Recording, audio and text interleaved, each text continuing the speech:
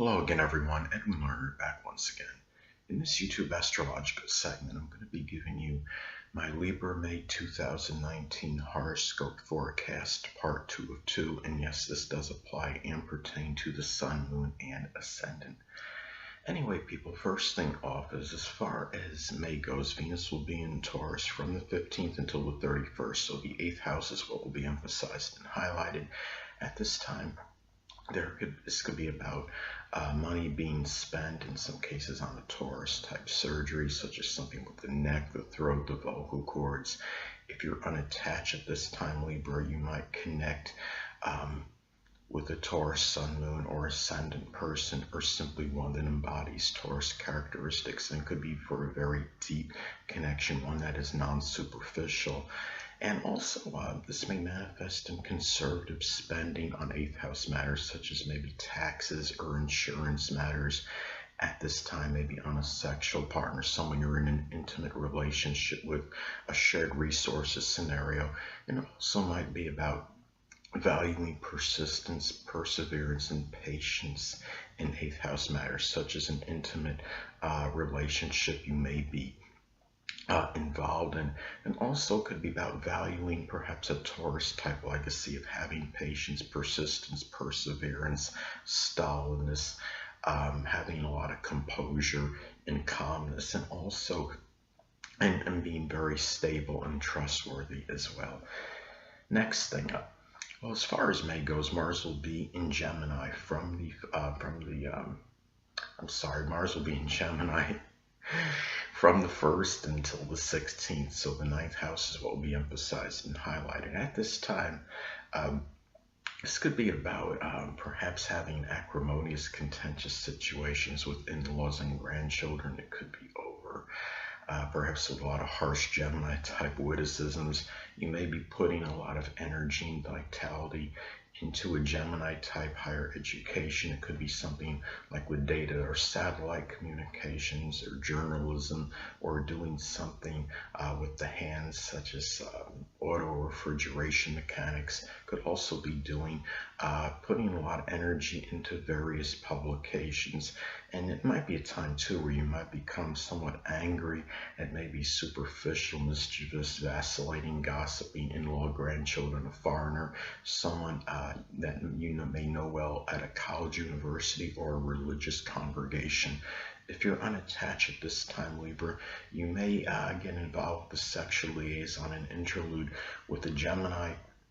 Could be with a Gemini Sun, Moon, or Ascendant person, or one that embodies Gemini characteristics. So anyway, well, the next thing up is Mars will be in Cancer as far as May goes from the 16th until the 31st. So the 10th house is what will be emphasized and highlighted at this time. This could be about putting a lot of energy perhaps into a Cancerian type career. It could be something with cooking, laundry, doing something with culinary work, home renovation, remodeling, being a caregiver.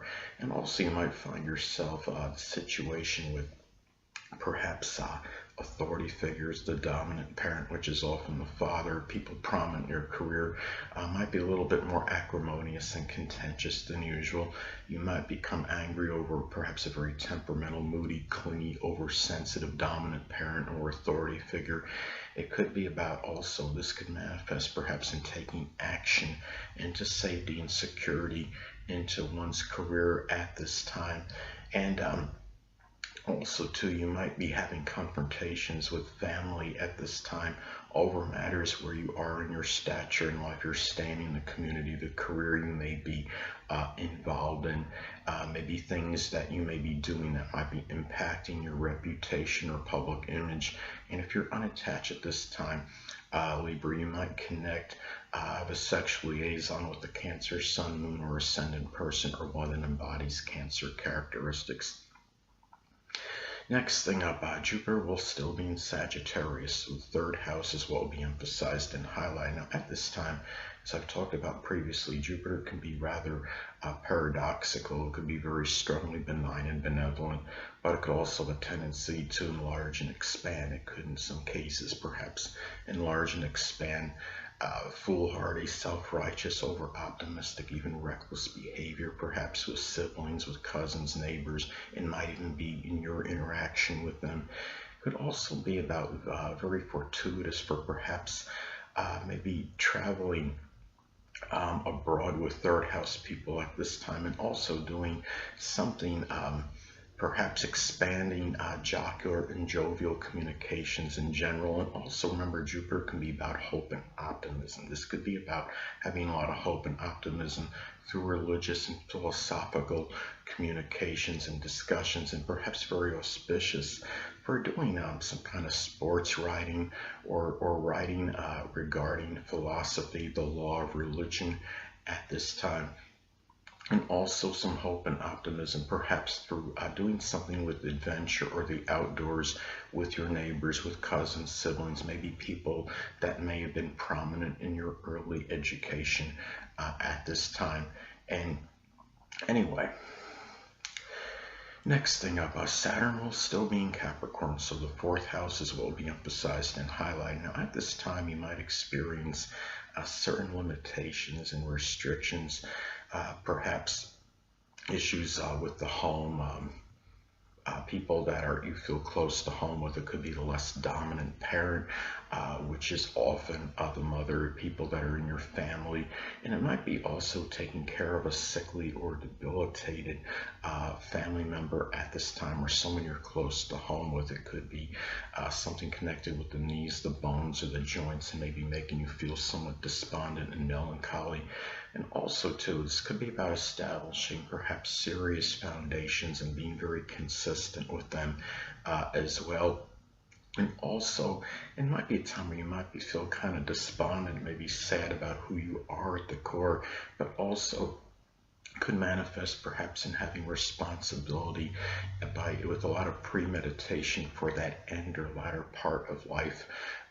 Whether you're in it or maybe planning on it, depending on your age. And also, this could also be about older people figuring more prominently in maybe your emotional security, your safety at this time, and security. So anyway, well, the next thing up is Uranus will still be in Taurus, so the 8th house is what will be emphasized and highlighted. At this time, well, Libra, you might find yourself in some isolated cases. This could be about some unusual or just some unpredicted or unanticipated throat or neck surgery, something with the vocal cords. It just could be an unusual surgery in general, or something that was completely very spontaneous or unpredictable. You might find yourself using or it could be something with the ankles or the shins, because that's what Uranus is connected with. Could also be about using astrology, the internet, computers, maybe in some aid in making some major transformation.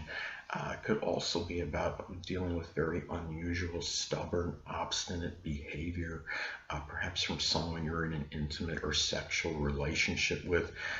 Emotional, moral, monetary support might be somewhat sporadic and erratic.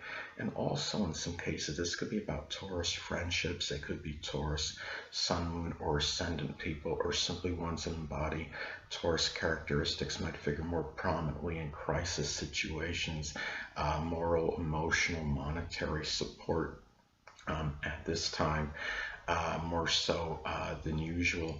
And it could also be about dealing with financial fluctuations that might impact that kind of support you may be able to give, or even matters with insurance and taxes as far as perhaps paying them. So anyway, well, next thing up is Neptune will still be in Pisces, so the 6th house is what will be emphasized and highlighted. Now, at this time, you might find yourself really at this time where your health might feel like it's dissipating or dissolving. 6th house people might appear a little bit more nebulous and unclear than usual, such as an aunt or an uncle or someone prominent in your daily routine. Some cases too, this could be about drugs or alcohol affecting your health, or even an inadvertent or accidental chemical assimilation. This could also be about dealing with some kind of accidents through a chemical spill, perhaps at your place of employment, and especially if this makes an adverse aspect to your natal Mars in your chart. This could increase that propensity, because of course Mars can be associated with accidents. People prominent in your daily routine may be more nebulous and unclear or obscure. And you might also, at the same time, you might find yourself doing something as far as employment goes, something connected with the metaphysical, which can include astrology, chemistry, photography, poetry, dancing, working with the feet or the toes.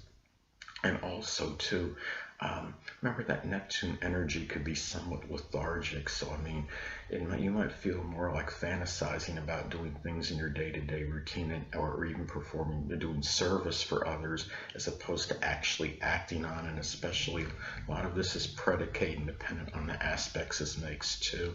If this makes an adverse aspect to your natal Mars, your Sun, or your Ascendant, then it can really increase that propensity for that. Anyway, last but not least, Pluto will be in Capricorn still. Hold on a moment, people.